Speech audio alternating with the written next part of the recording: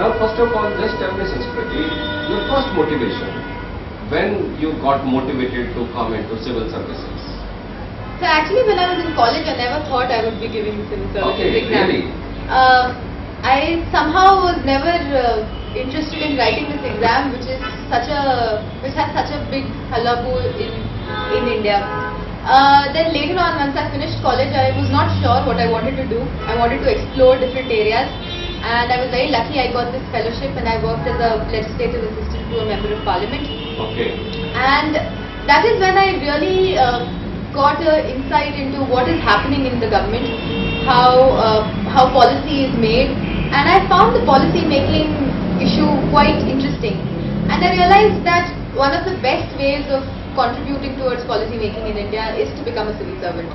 And that is why towards the end of my fellowship, which was in 2012, I decided to give this exam.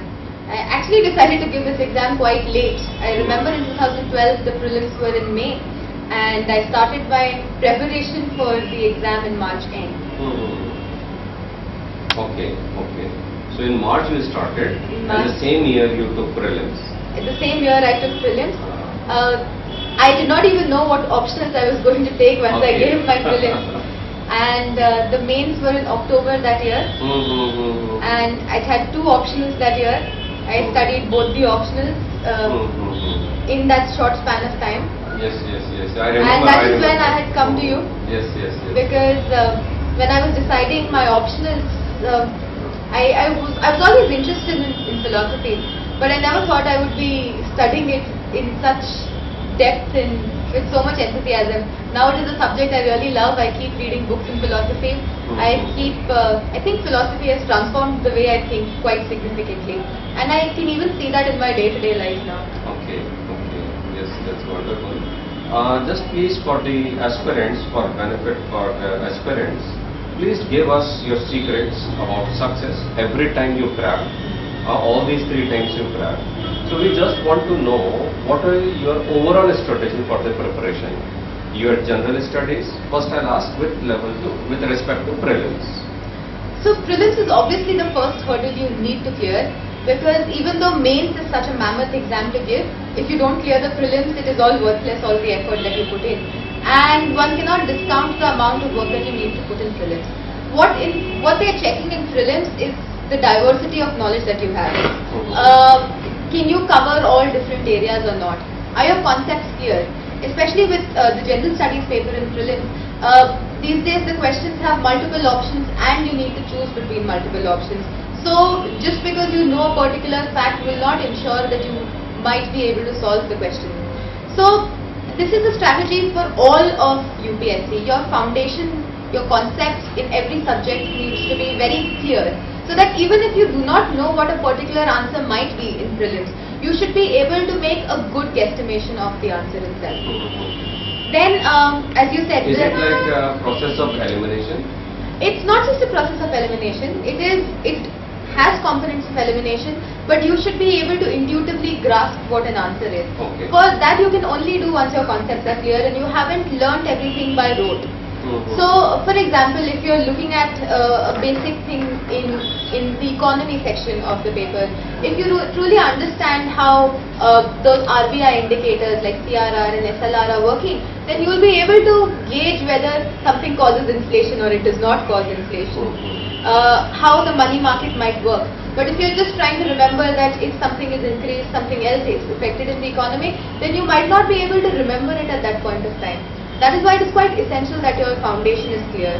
If you look at geography, for example, I truly believe in map reading. I think maps are a visual image which you carry. Most of us know the geography of India quite well. So if one can remember how the Himalayas get formed, then any question on fold mountains can be answered by visualizing the Himalayas, whether it be any other fold mountain.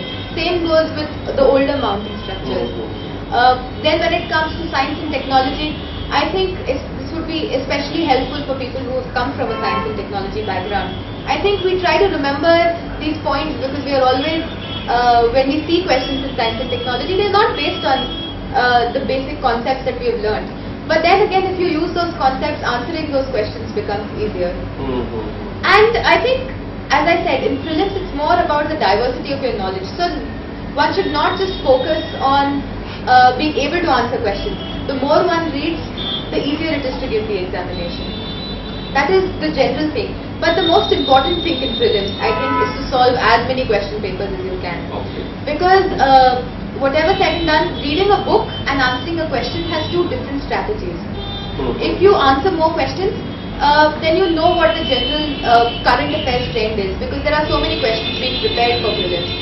And when you look at 4 options, even though you might know an answer to a particular question in question papers, if you put in the effort to find out every other option also what it means and what the general area that question is trying to cover, then you increase the diversity of knowledge in that particular area which is in the current affairs. And I think that strategy really helped me. It's easier also to study that way because once you have read all the NCRTs, essential reading for everyone.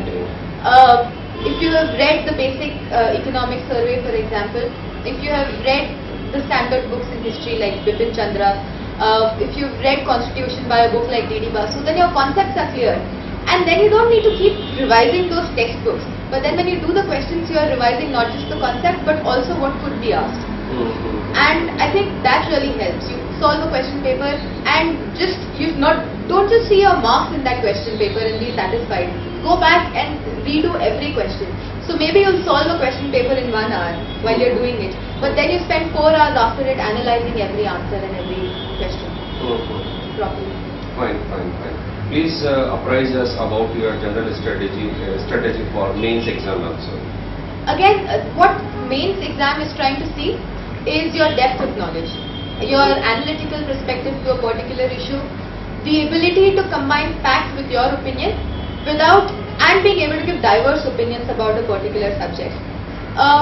What one is seeing is that one can look at a particular issue from multiple perspectives, from a social perspective, from a political perspective, from an economic perspective, from a common man perspective, from the perspective of a parliamentarian, of a member of the executive, difficulties in how implementation is happening.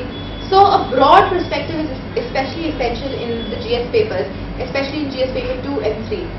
GS paper 1 being more of history, geography and sociology.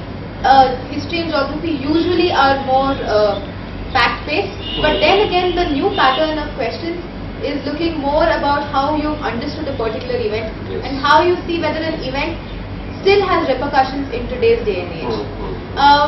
I'll take an example. I recently reviewed the question papers from this year.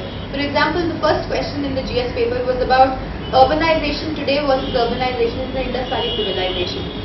So one is not just talking about the big broad roads and the drainage systems, which we all know about. All aspirants, I think most aspirants would know something even better than what I know.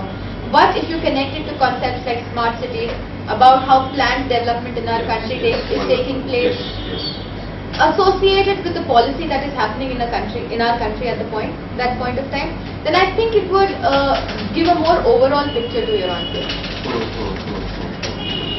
So basically one needs to have that analytical skills. And analytical skills, one should be ready to form an opinion, one should be able to justify an opinion, and one should be able to look at something from multiple perspectives.